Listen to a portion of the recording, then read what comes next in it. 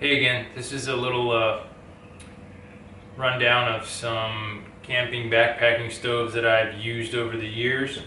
Couple different styles. This is a white gas. This is a white gas and canister fuel. You can use both types. Both of these stoves are all fuel, so you can use kerosene, diesel, gasoline.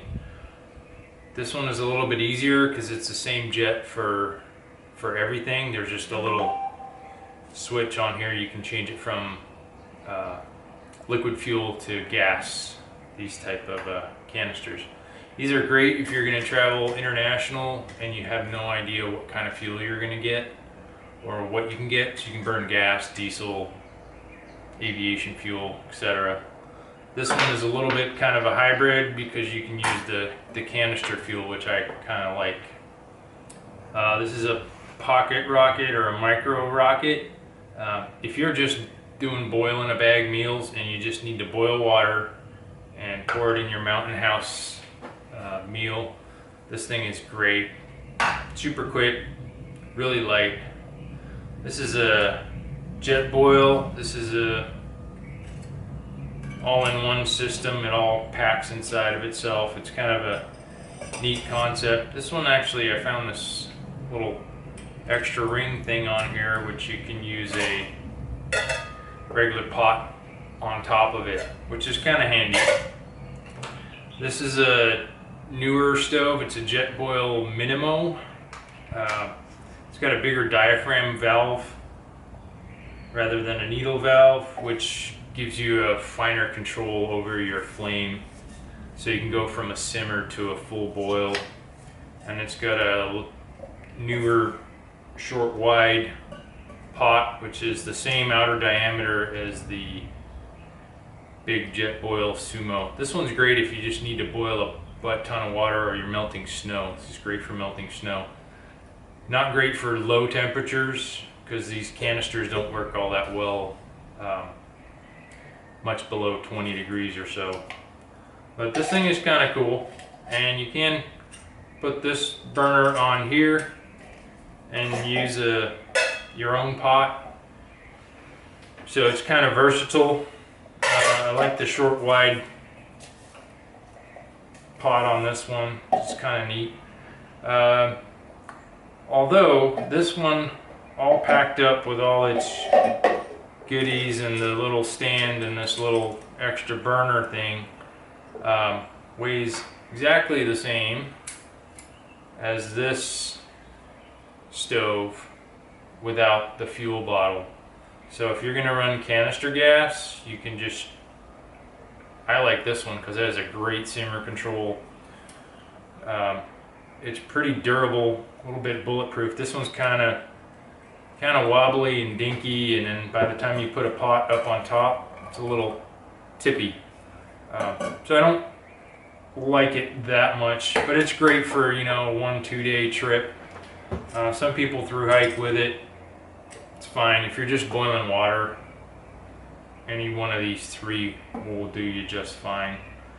But I think for my PCT trip, I'm going to start off with this guy and my titanium pot. Happens to fit inside with a little bit of space for lighter and a cleaning rag and stuff like that. There's this little fry pan lid, which is kind of handy if you want to fry some eggs or meat products or anything. Acts as a lid too, so when you're boiling, your boil times are a little bit quicker. Cool thing about this thing is I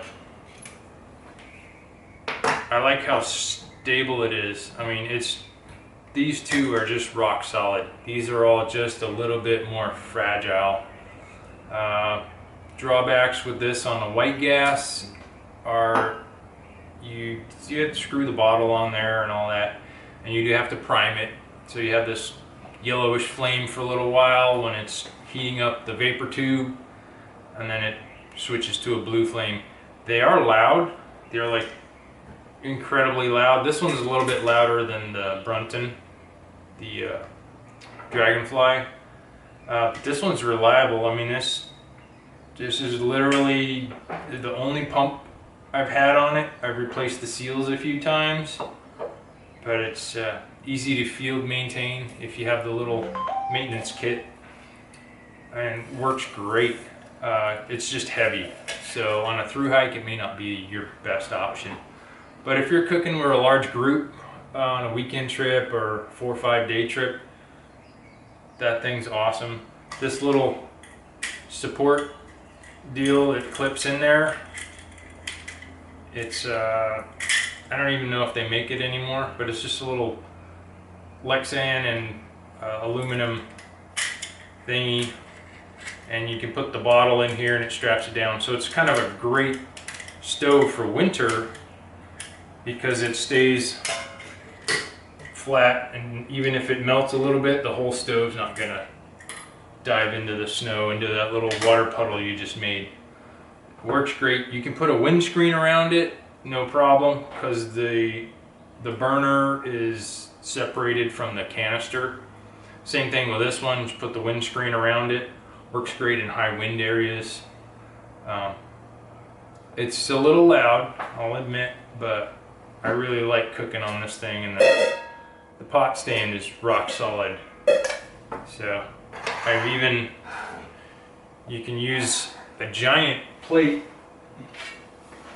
like this pizza pan if you want to, you know, grill cheese, all kinds of crazy stuff you can cook on it, especially if you're base camping.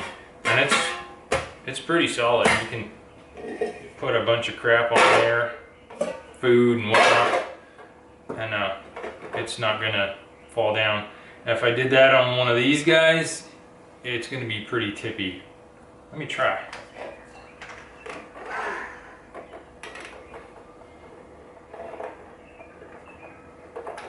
Yeah, it'll stay there, but I wouldn't trust it too much. But this one, you can just slap it on there. Cook tortillas on it, grilled cheese, fry breads, shoot, whatever you want to cook on there that's fried, bacon, steak, you know, it's not stuff that you can do in the little tiny pan. So it's pretty handy, and especially if you got a lot of people, you can put 2 or 3 steaks on there and cook them right on there if you can't do a campfire, and cook them on the grill. Anyway, that's a little rundown of them. These two have little built-in piezo igniters. This one has a little clicky deal, but even with all these, you always keep a lighter just because you never know. Always have a couple sources of flame for building a fire or lighting your stove. That's about it. So for my through hike, for right now, this guy's going with me in my titanium pot, and that's all she wrote. Anyway, see you guys out on the trail.